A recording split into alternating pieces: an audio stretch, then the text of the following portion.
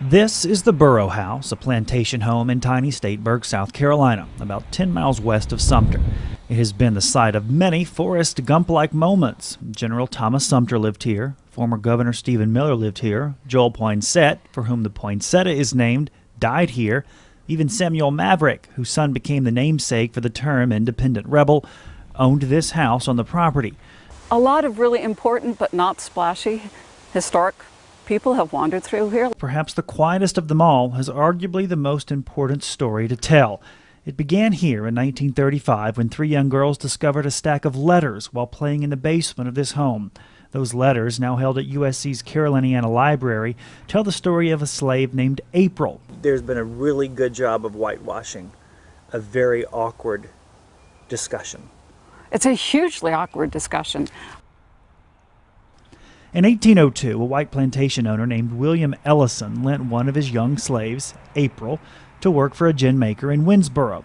April quickly became the go-to man for repairing the expensive cotton gins throughout the Sumter area.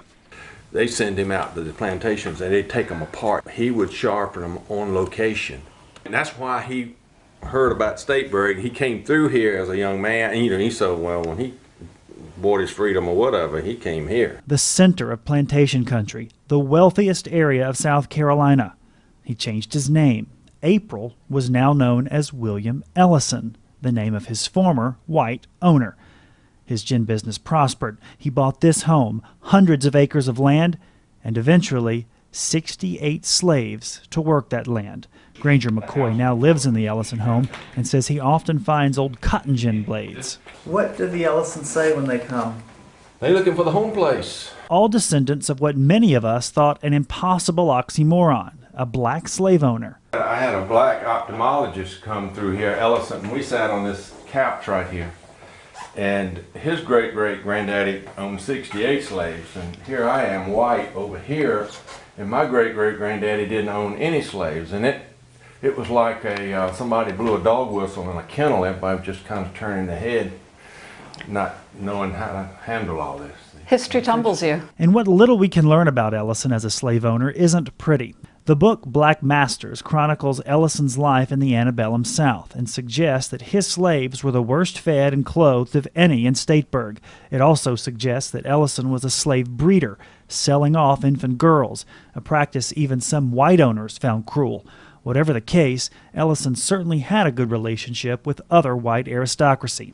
This contract shows that Ellison didn't just buy a home in wealthy Statesburg, he bought it directly from former Governor Stephen Miller, a governor and former slave trading property. He was the wealthiest black man in South Carolina, the fourth wealthiest in the South, wealthier than more than 90% of whites.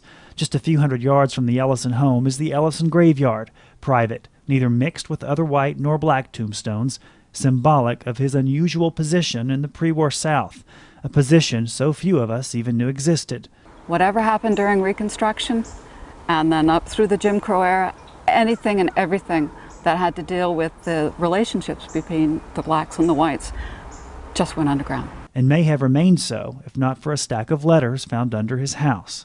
For Hidden Columbia, Anderson Burns, ABC Columbia News.